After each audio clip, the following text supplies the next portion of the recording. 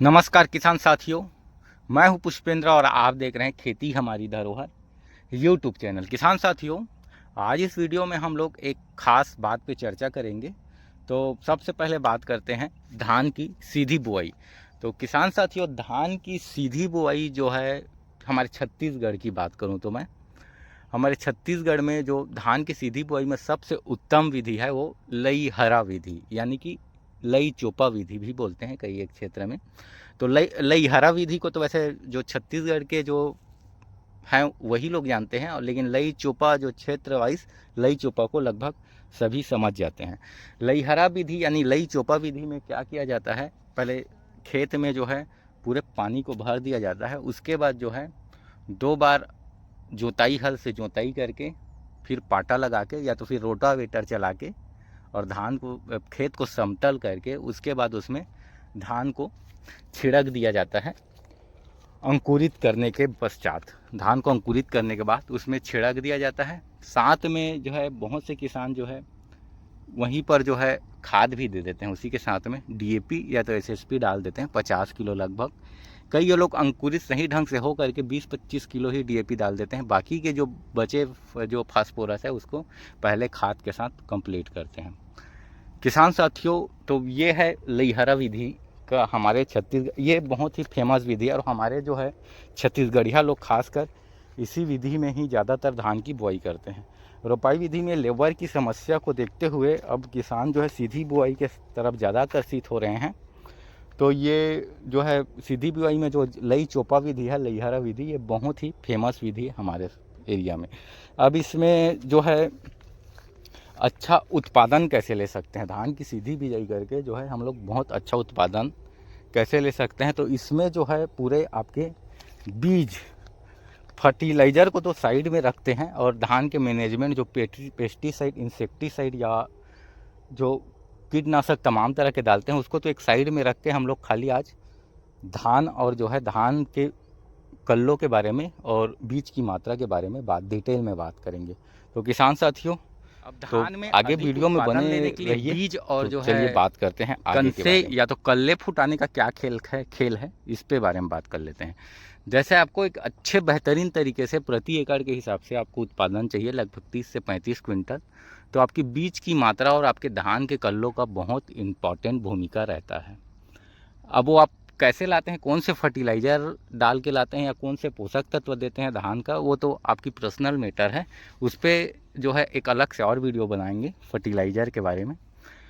तो इसमें जो खेल क्या रहता है कि बहुत से क्षेत्रों में, क्षेत्र वाइज की बात करूं तो हमारे छत्तीसगढ़ को छोड़ के जैसे ऐसे कई राज्य है जहां जो सीधी बिजाई में 10 किलो से 15 किलो बीज पर्याप्त मात्रा में हो जाता है प्रति एकड़ के लिए। वहीं उड़ीसा साइड की बात करूं तो मैं तो कभी देखा नहीं हूं लेकिन सुना हूं यूट्यूबर द्वारा, तो वहाँ जो है 45 से 50 किलो प्रति एकड़ धान की बुआई की जाती है। हमारे क्षेत्र में क्या होता है, हम लोग लगभग रबी की बात करें तो 30 से 35 किलो प्रति एकड़ बुआई करते हैं, ज़्यादा से ज़्यादा 40 किलो, उतना हमारे लिए पर्याप्त हो जाता है। अब इसमें बात करते हैं 10 से 15 किलो वाले बीज वाले क्षेत्रों में। 10 से 15 किलो जैसे आप प्रति एकड़ हमारे साइड बीज डाल दें तो वो सक्सेस नहीं होगा, क्योंकि जहाँ 10 से 15 किलो बीज सीधी बुआई में जो हो जाता है जिस क्षेत्रों में, वहाँ का इन्वायरमेंट अलग है, वहाँ की मिट्टी अलग है और वहाँ अलग ढंग से जो खेती किया जाता है। तो उसके बारे में जो है कैसे करते हैं तो वहाँ तो जाके ही पता चलेगा। बाकी मैं हमारे क्षेत्र की बात करूँ या मैं अपने पर्सनल बात करूँ तो जैसे आप प्रति एकड़ 40 किलो धान की बुआई कर रहे हैं और आपका सही तरीके से जो है पूरा जो है बीज है अंकुरित हो गया, सही तरह से उग आया, सही तरह से सब सटीक बैठा, तो आपको मान ले जाए प्रति एकड़ 40 किलो बीज की बुआई किए हैं तो आपको धान के खेत में केवल 3 कल्ले चाहिए, मतलब 1 का 3 चाहिए। उतने में आपका खेत पूरी तरह से जो है भर जाएगा और एक बहुत अच्छी उत्पादन मिलेगी। वहीं बात करें 25 किलो की, तो 25 किलो में आपको 7 से 8 से 10 कन से चाहिए, जिससे आपका खेत जो है पूरा सटीक जो है सभी तरफ आपका जो है धान की जो फसल है वो फैल जाएगा।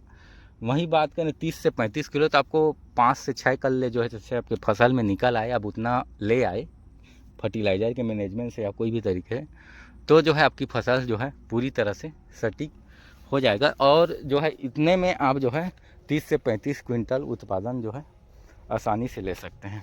तो सीधी बिजाई में कहने का मतलब ये है कि जो बीज की मात्रा और आपकी फसल में कितने कल्ले फूट रहे हैं, कितना फसल ग्रोथ कर रहा है, तो उसी पर